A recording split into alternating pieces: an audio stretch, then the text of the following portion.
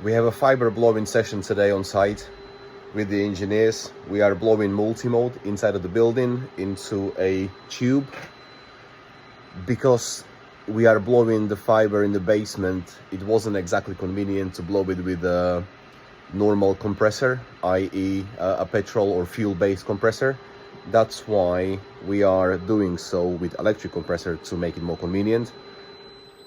Here is the setup with the compressor. We are going into our trigger and off into the tube the fiber goes.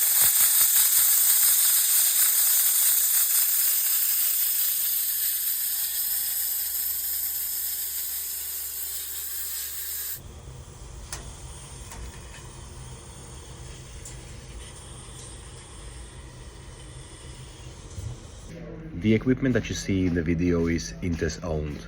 So the closing thoughts are that if you are a developer or a principal contractor, electrical MEP contractor, and you need these kind of services in your building, at Intes we are prepared to deploy our engineering team to pull the tubes, to blow the fiber,